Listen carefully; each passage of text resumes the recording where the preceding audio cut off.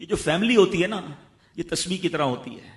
اور ہم نے دیکھا ہے کہ یہ جو ہے نا تسبیح کے اوپر والا حصہ، یہ ماں باپ ہوتے ہیں. جب یہ چلے جاتے ہیں نا تو اپنے بھائی بہنوں کو جس طرح تسبیح کے دانے بکھرتے ہیں نا، اس طرح بکھرتے دیکھا ہے.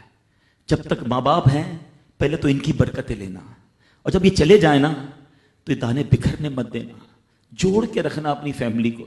یہ فیملی، یہی تو پیار ہے زندگی میں.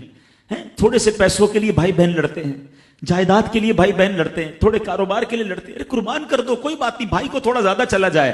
میری بہن کے گھر میں ہی جا رہا ہے نا، یہ تیرا ہے، یہ میرا ہے، نہ کیا کرے. یہ گھر کی محبتیں آپ کو بہت ساری بیماریوں سے بچاتی ہیں. حدیث پاک میں آتا ہے جس کا مضمون ہے، جو چاہتا ہے کہ اس کی زندگی میں اضافہ ہو جائے، عمر میں اضافہ ہو جائے، بری موت سے بچے، اسے چاہیے کہ وہ صلہ رحمی کرے. صلہ رحمی کیا ہے؟ اپنے رشتہ داروں کے ساتھ اچھا سلوک. اور رشتہ داروں میں the closest family member جو ہے وہ بھائی بہن ہیں، وہ ماں باپ ہیں، بیوی بچے ہیں. ارے ان کو چھوڑ کر دنیا سے محبتیں جتا رہے ہو؟ نہیں میرے پیارے اسلامی بھائیوں. تو اپنی بچیوں کے ساتھ اور اپنی بہنوں کے ساتھ بالخصوص اچھا سلوک کرنا. خوش نصیب ہے وہ بھائی جو بہنوں کا مان ہے، خوش نصیب ہے وہ جو والد جو اپنی بچیوں کے ساتھ اچھا برتاؤ کرتا ہے. بہنوں کی دعائیں بھائی کو بہت اوپر لے جاتی ہیں. خوش نصیب ہے وہ بھائی. اچھا ہمارے ایک اور نظام پتہ ہے کیا ہے؟ کہ جب تک ماں باپ کے ساتھ رہ رہے ہیں تو چلے بھائی بہنوں میں پیار ہے. اب بھائی بہنوں میں شادی ہو گئی، سب کی شادیاں ہو گئیں اور ماں باپ چلے گئے، تو اب نارملی لوگ اپنی بہنوں کو اگنور کرتے ہیں. اب یار میں تو اپنی بیوی کو دیکھوں گا، اپنے بچوں کو دیکھوں گا، اپنی کمائی کو دیکھوں گا. نہیں، اب بھائی کا کام ہے کہ وہ والد کا کردار ادا کرے. بہنوں کو یہ احساس دلائے کہ تمہارے ماں باپ چلے گئے ہیں مگر تمہارے بھائی زندہ ہیں. ہر مشکل میں تمہارے بھائی تمہارے ساتھ کھڑے ہوں گے.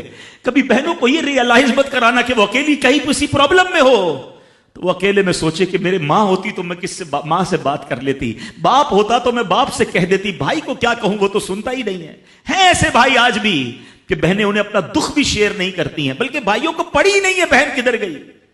یہ مت کرنا. اگر تم اپنے ماں باپ کی روح خوش کرنا چاہتے ہو نا تو بھائی بہن جڑ کے رہو، بھائی بہنوں میں پیار رکھو. یہ پیسہ سب کچھ نہیں ہے.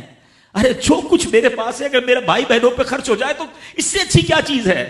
یہ یاد رکھے جو سوشل میڈیا پہ ہزاروں فرینڈ بنائے بیٹھے نا کہ میرے 5,000 فرینڈ تو میرے 10,000 فرینڈ، کسی دن بستر پر پڑو گے نا اسپتال میں تو اس بستر کے کنارے تمہیں تمہارے بھائی بہن ہی نظر آئیں گے.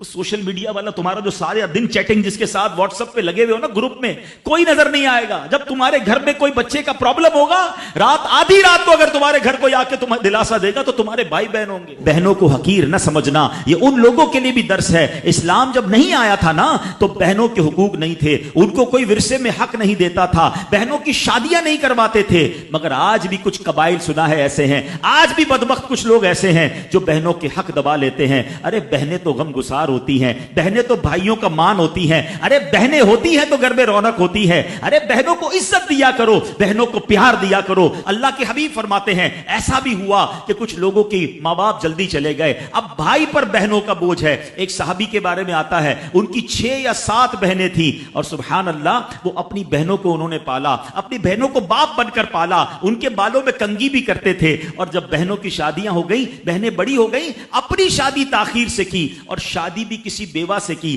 پوچھا گیا کہ کیوں بیوہ سے شادی کی؟ کہا میری بہنوں کو ایک ماں کی حاجت تھی، میں کوئی جوان لڑکی لے آتا تو بہنوں کا کیا ہوتا. اللہ اکبر، یہ صحابہ کا انداز. اور آج جو بہنوں کا حق دباتے ہیں، آج جو بہنوں کو ذلیل کرتے ہیں، نہ کرنا. ہمارا اسلام بہنوں سے محبت کا درس دیتا ہے.